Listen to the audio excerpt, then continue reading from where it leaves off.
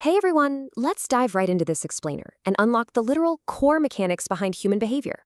Look, if you're an Edexcel GCSE psychology student prepping your revision on the criminal psychology topic, you are in exactly the right place. Today, we're going to absolutely master operant conditioning. We'll break down the key concepts, nail that terminology, and hit those absolutely crucial evaluation points you need to know. So here's our roadmap for today. We'll hit 1. The basics of operant conditioning, 2. The 4 key consequences, 3. Primary versus secondary reinforcers, 4. Explaining criminal behavior, and finally, 5. Evaluating the theory.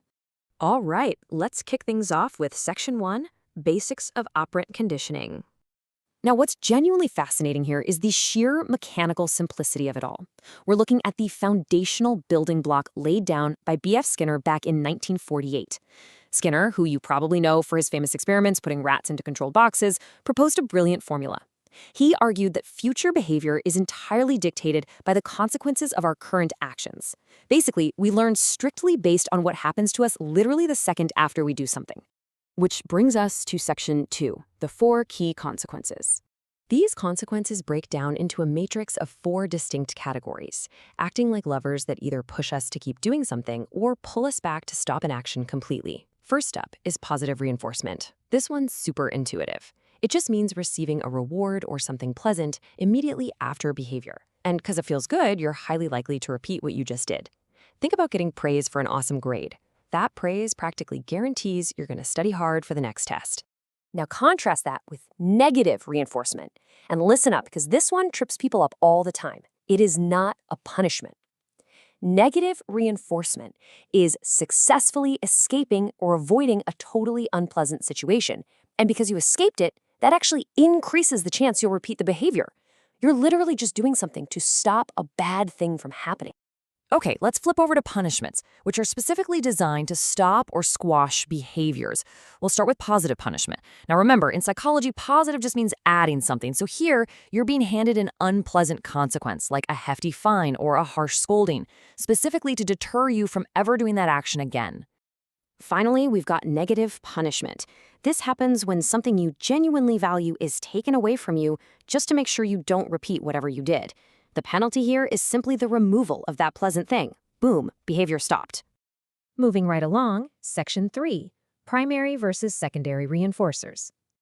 To really grasp how these mechanics work in our day-to-day lives, we have to understand what makes these consequences actually feel rewarding in the first place.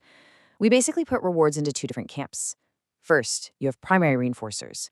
These are things that satisfy our innate basic biological survival needs. On the flip side, we have secondary reinforcers. These have absolutely zero survival value on their own. Instead, they hold a learned value simply because we've learned to associate them with those primary reinforcers. To put that into perspective, a hot meal acts as a primary reinforcer, right? It directly satisfies hunger. But a credit card, a plastic token, or a straight A report card, those are secondary reinforcers.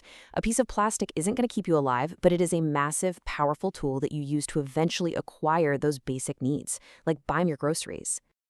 Okay, let's get into the core of this topic with Section 4, Explaining Criminal Behavior.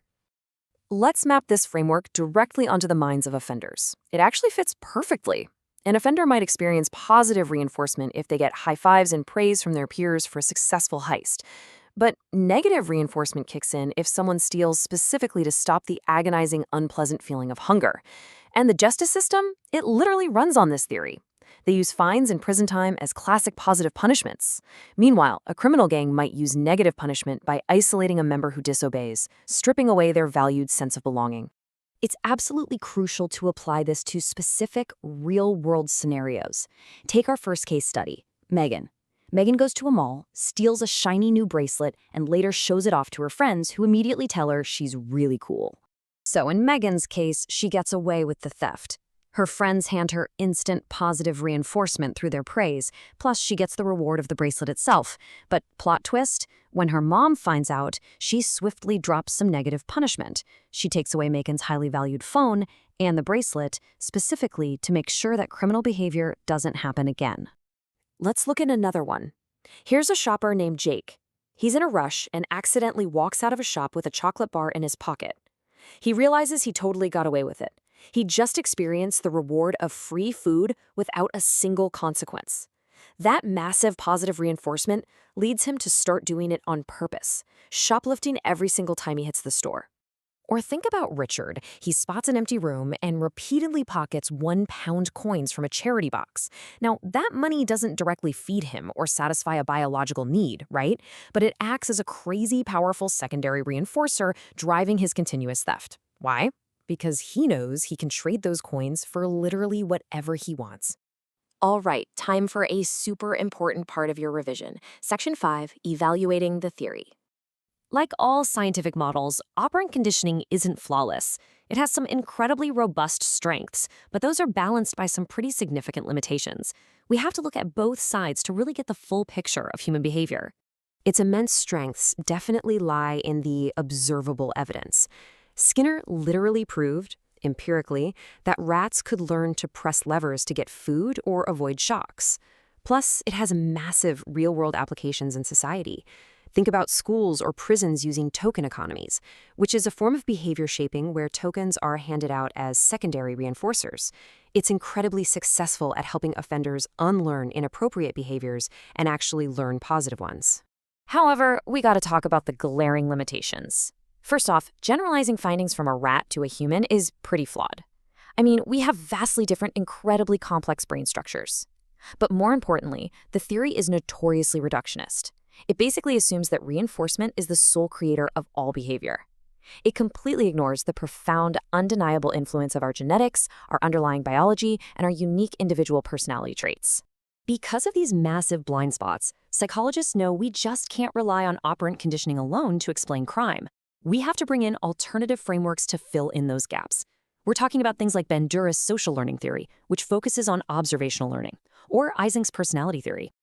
Ultimately, operant conditioning provides a brilliant, mechanical lens to view the direct consequences of crime. But by leaving out biology and personality, it represents just one fascinating, rigid piece of the complex human puzzle. It proves that our actions are driven by far more than just a simple tally of punishments and rewards.